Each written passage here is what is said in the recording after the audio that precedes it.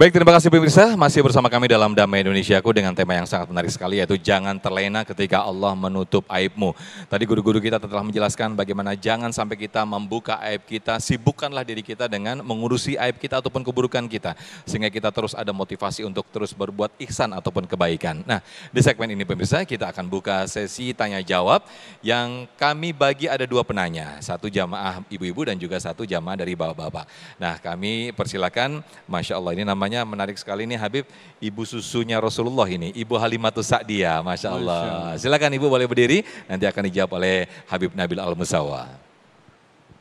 Bismillahirrahmanirrahim. Assalamualaikum warahmatullahi wabarakatuh. Waalaikumsalam Langsung warahmatullahi aja, wabarakatuh. saya kan manusia biasa ya Ustadz ya. Kan kalau lebaran itu kadang-kadang kita capek sendiri Ted. Ngelihat padahal banyak gitu, ada ipar, ada ini. Macem lah, ada anak, ada mantu gitu.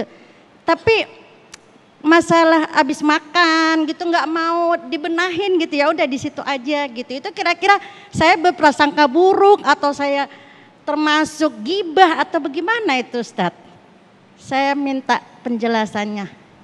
Masya Allah. Baik, terima kasih Ibu Halimatus Sa'diyah atas pertanyaannya. Silakan Habib Nabil Al-Musawa.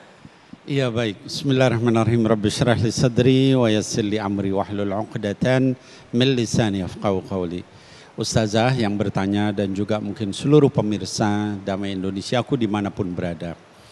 Jadi ketika kita melihat tadi contoh misalnya dalam halal bihalal atau dalam silaturahim Syawal, lalu kemudian orang datang bertamu, lalu kemudian makan terus dibiarin berantakan itu Ibu ya. Nah kita maksudnya Ibu negur apa enggak gitu. Ya, cuman kesel aja dalam hati. Itu apa termasuk apa ghibah atau suuzon atau apa. Jadi begini, ada satu hadits berbunyi begini. Man ro'a minkum mungkaran. Ya, kalau ada seseorang melihat sesuatu kemungkaran, ya, fal yughayyir biyadihi, hendaknya dia ubah dengan tangannya. Ya. Kalau kita melihat ada sesuatu yang salah, kalau kita punya kekuasaan, kekuatan, ketinggian, jabatan, status sosial yang tinggi, maka kita ubahnya dengan tangan.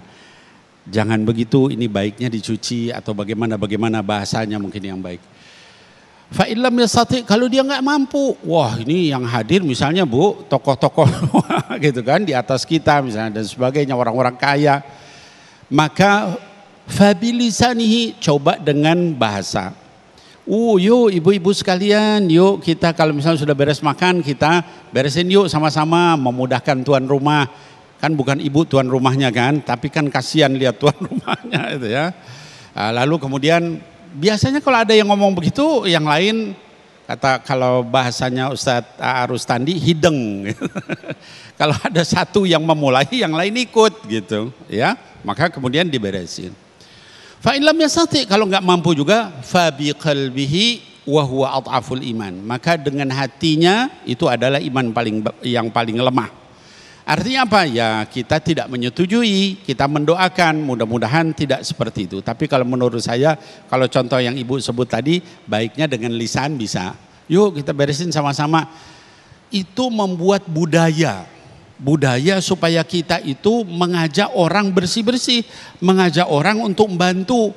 Bayangkan kalau misalnya yang datang tamunya 20-30, kan tuan rumahnya yang kasihan. Jadi ada kesadaran kita, yuk kita bantu, kita beresin. Mungkin tuan rumahnya akan bilang, oh nggak usah. Ya diberesin, taruh di situ. Nanti tuan rumahnya tinggal bawa ke belakang gitu ya.